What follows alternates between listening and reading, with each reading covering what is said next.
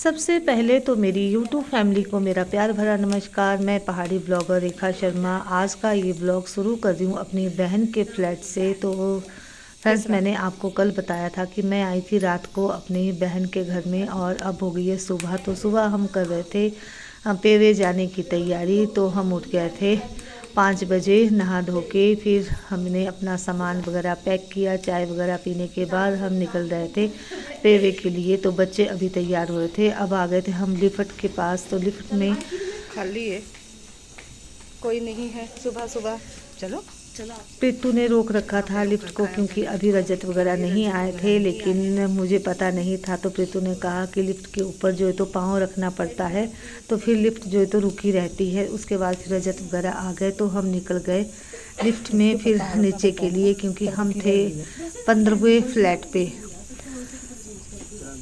इनका ये जो फ्लैट है वो बहुत ही ऊंचा है, 15वीं मंजिल पे है। तो उसके बाद हम नीचे के लिए लिफ्ट में निकल गए।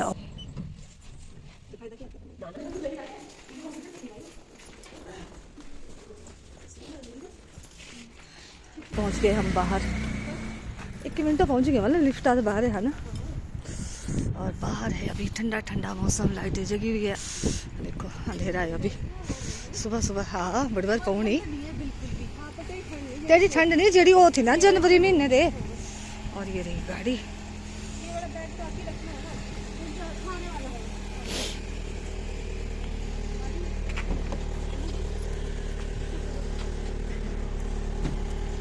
ये बोतला वगैरह आटे पे थोड़ी सी तो जितना कितना रह जा कौ ना मेरे ठीक है ऊपर आती है ले जब हां चला जा नहीं। हाँ ये बोतल गाड़ी थे यार। और गाड़ी में बैठते ही हमने देवी देवताओं के जयकारा लगाना शुरू कर दिया ताकि हमारा सफ़र जो है तो अच्छे से रहे, हमें कोई भी दिक्कत ना आए सफ़र में। कहते हैं कि भगवान का नाम लेने से सफ़र आसान हो जाता है। तो जयकारा लगाते हुए हम सब आगे बढ़ रहे थे और बाहर अभी बहुत ज़्यादा अंधेरा था। सबकी जय हो।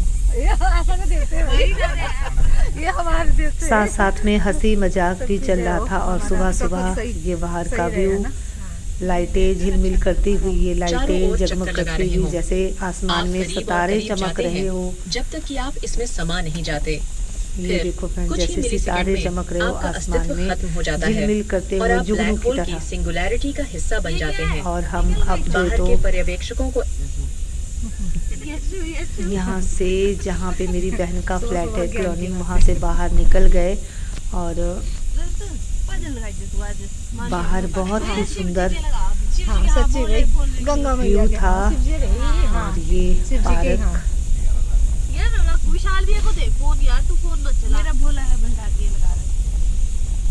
ऊंची ऊंची बिल्डिंगे और कितने सुंदर ये पेड़।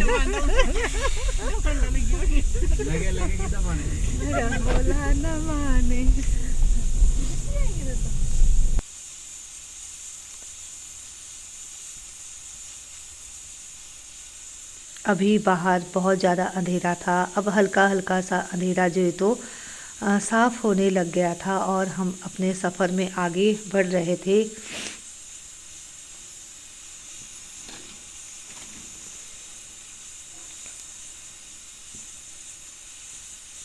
और धुंध इतनी ज़्यादा थी ना बाहर की, मतलब बाहर शीशे में इतना वो जम गया था कोहरा जैसा कि बाहर शीशों में से कुछ भी दिख नहीं रहा था।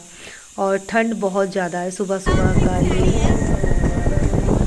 नज़ारा है और बहुत ज़्यादा ठंड है। बाहर धुंध पड़ी है और सामने दिख रही थी ये छोटा सा नाला, एक हम अपनी भाषा में बोलते हैं नाला। तो ये नाला जैसा दिख रहा था जिसमें दिख रहा था वाइट रंग का पानी। तो हम बोल रहे थे कि ये सफ़ेद नदी कैसी जा रही है यहाँ से, सफ़ेद नाला। तो पास आके देखा तो इसमें झाग जैसा बना हुआ था, लगता है जैसे मतलब जैसे कहीं पे कॉलोनी हो या बहुत सारे घर हो, उनमें से ये बाथरूम का पानी निकल के नहाने का जो साबुन का पानी होता है ना, वो गंदा पानी यहाँ से निकल रहा था। बिल्कुल सफ़ेद सफ़ेद हो रखा था ये पूरा नाला। देखो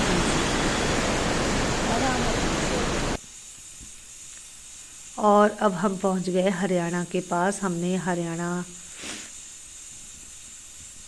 क्रॉस कर लिया था और आगे ना गाड़ी चल रही थी, लेकिन कुछ भी दिख नहीं रहा था, मतलब पास में भी कुछ नहीं दिख रहा था। फ्रेंड्स आप देख सकते हो कि बस बड़ी मुश्किल से रजत गाड़ी को आगे ले जा रहा था, लेकिन आगे सड़क पे हमें कुछ भी दिख नहीं रहा था।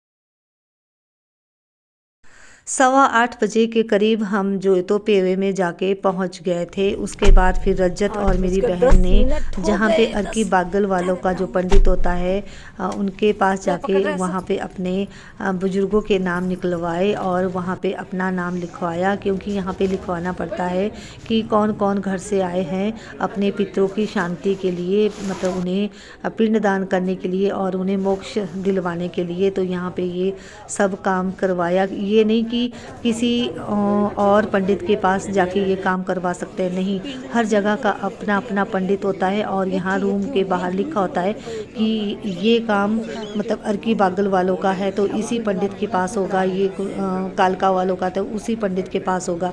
तो फ्रेंड्स आज मैंने यहाँ पे ये सब कुछ भी देखा और उसके बाद फिर हम निकल गए जहाँ पे पिंडदान करते हैं नीचे।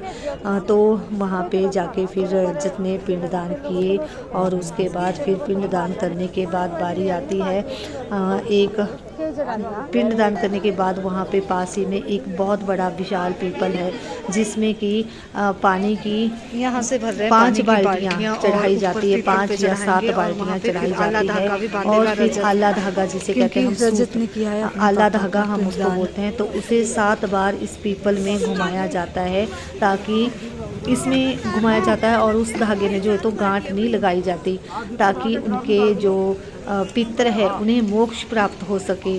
तो कुछ ऐसी हमारी यहाँ की परंपराएं होती है जो कि हम अपनी बहुत ही श्रद्धा से इन परंपराओं को निभाते हैं ताकि हमारे जो पितर है उन्हें मोक्ष प्राप्त मिल सके और उनकी आत्मा को शांति मिल सके। तो बहुत ही लोग यहाँ पे आए थे अपने अपने पितरों का काम करवाने। उसके बाद हम निकल गए और गाड़ी में हमने थोड़ा सा हमें भूख भी लग रही थी तो थोड़ा सा हमने साथ में वो लाया था, चिली बटर और ब्रेड लाई थी, तो हमने वो खा लिया। और बाहर का व्यू आप देख रहे हो, बहुत ही सुंदर सुंदर जगह मिली हमें जाते जाते, लेकिन हमें इतना पता नहीं है कि इन जगहों का नाम क्या है।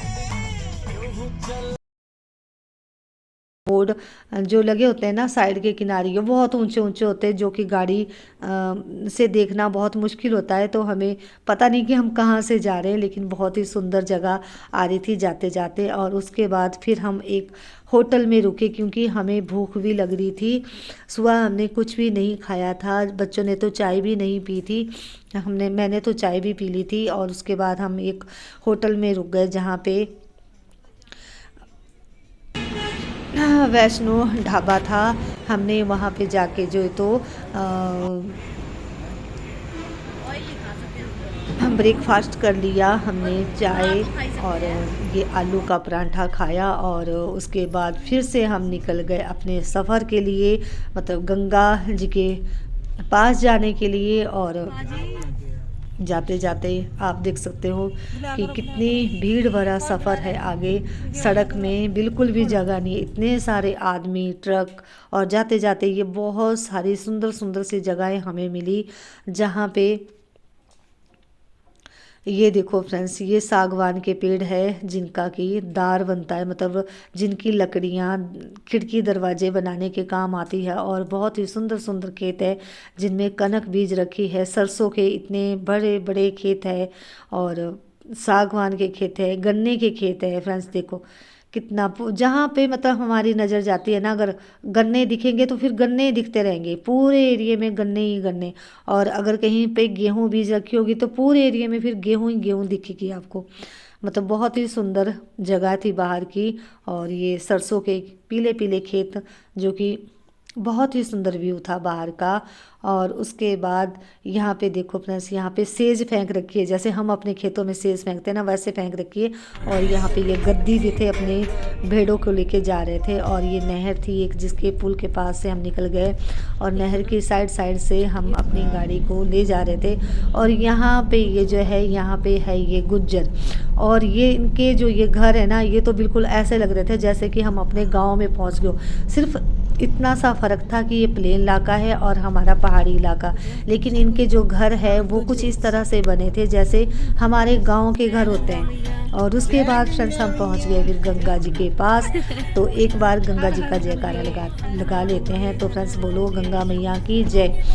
तो फ्रेंड्स हर गंगा माता का जयकारा लगाते हुए हम गंगा के पास पहुंच गए। हमने हरिद्वार तय कर लिया और यहाँ पे ये गंगा मैया और हम जा रहे थे इस पुल के ऊपर से। और सामने ये जो पिंक कलर का होटल था, गंगा लहरी होटल, इसमें करवा रखा था रजत ने रात के रहने के लिए कमरे बुक। तो हमें रात को यहीं पे रुकना था।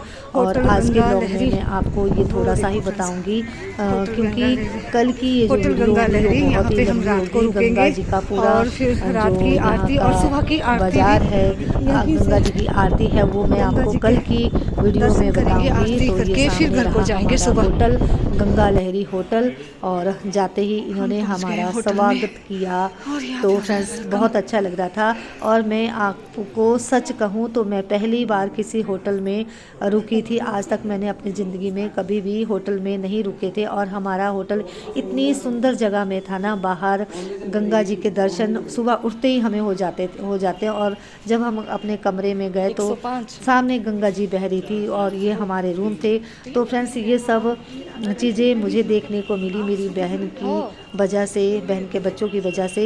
उन्होंने इतना अच्छा होटल में हमारे रहने का इंतज़ाम किया था जो कि बिल्कुल गंगा जी के पास था। और आगे के ब्लॉग में मैं आपको कल गंगा जी के दर्शन करवाऊंगी, स्नान बताऊंगी, गंगा जी की आरती बताऊंगी। और रूम बहुत अच्छे थे, बहुत अच्छा होटल था। और होटल में हमने क्या क्या खाया ये भी आपको बताऊंगी।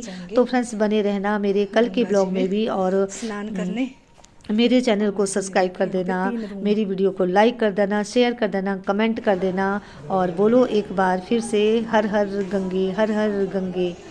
तो फ्रेंड्स बहुत ही सुंदर था।